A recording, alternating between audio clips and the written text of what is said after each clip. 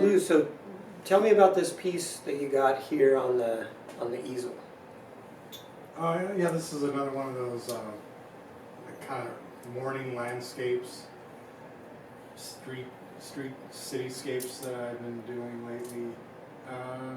And why did you want to do this street? Like, what made you think about it? Well, I just I like the misty, foggy kind of. You know, I wanted to explore. You know, being able to recapture that mist. You know, the mountains and the hills, and the trees and buildings and stuff that are like set back in this kind of like hazy mist. I thought that would be an interesting challenge, something fun to do.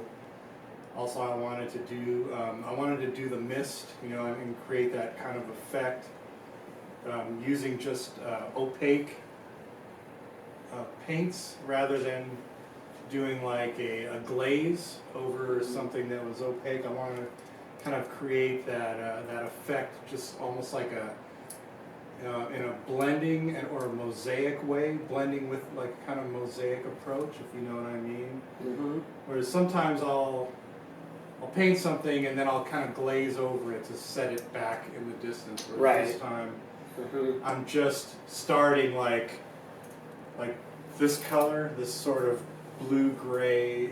That's going to be the darkest color for this kind of like background.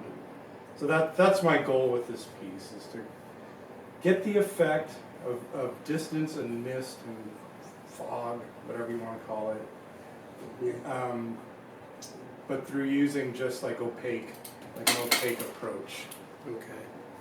Cool. Right. So so what you're saying is sort of that you could paint it all out, and then you could take like a thinned out kind of milky semi-translucent like a gouache or something, just wash over it. Right. Versus actually just painting it with actual paint as that color. Yeah, right? yeah, more like a mosaic approach where you're adding, but it's all kind of right there, you know, more or less. I mean, it's paint, so if there's something I don't like, I can kind of go back and go over it, which isn't, which is actually kind of cool too, because then you get like a buildup.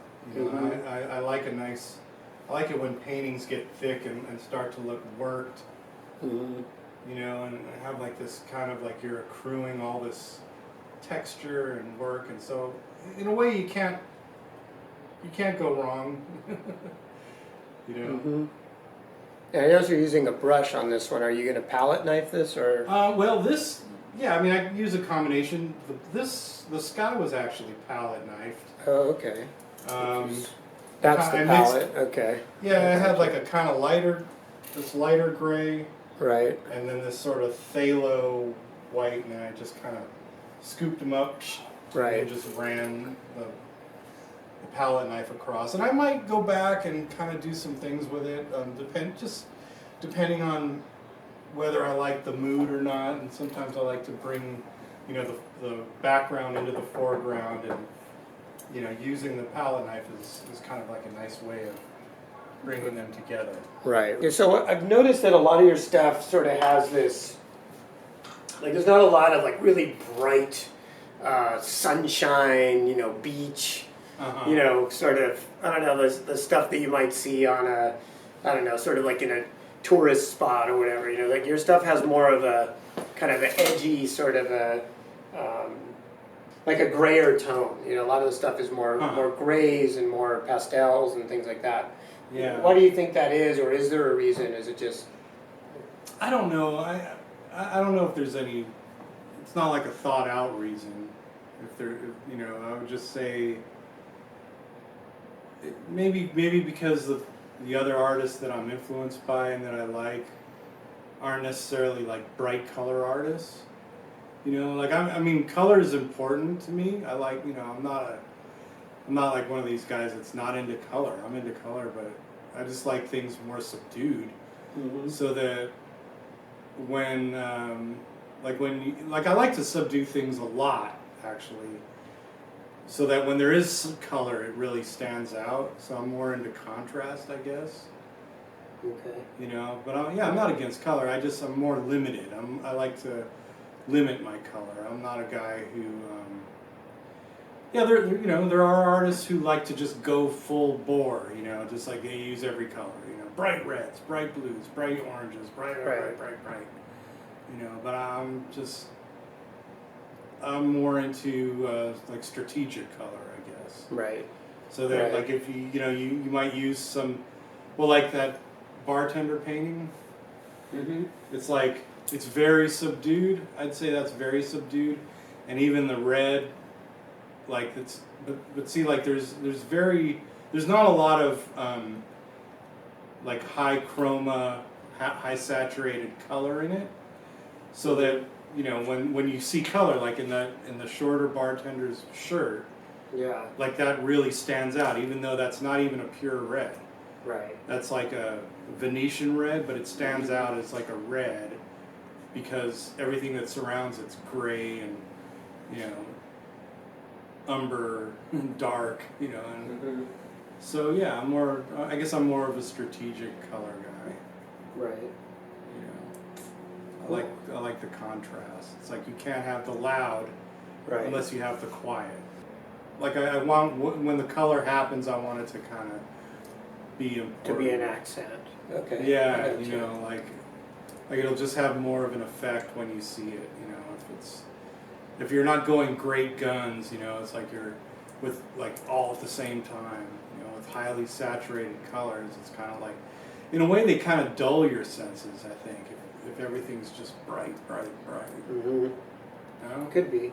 I mean, I don't know. It's like too much. It's like if you're listening to, I don't know.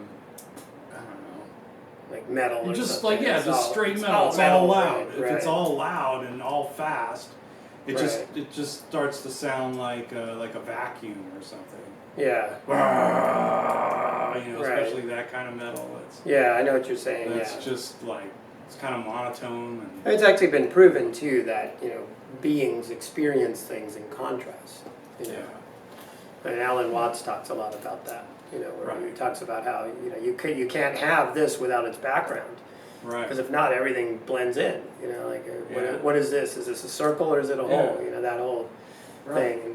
Yeah, you get blown out. Yeah, you need contrast. I agree. I mean, I do think that's a big part of, any art. Yeah. Even me, like when I do classes, I like for there to be a really beginning, a middle, crescendo, and then of course, like, having that sort of where it kind of rises up to this really high intensity, and then it drops all the way back down to like, and then you really feel more. Now you see it, now you don't. That's kind of like a it's like lost and found. Mm-hmm. Cool. All right. Well, that's great, actually. So yeah, what is this piece going to be called? Do you know? Did you title this it yet? one? I'll probably just call it Nolden because I took a photo from Nolden Street, which is just right over there, and that's where, I guess, that's where I got the inspiration. Right. Is it in Echo Park? Yeah, I like that. No, it's right here. It almost looks like the top of like Rowena or something. It's just down the street.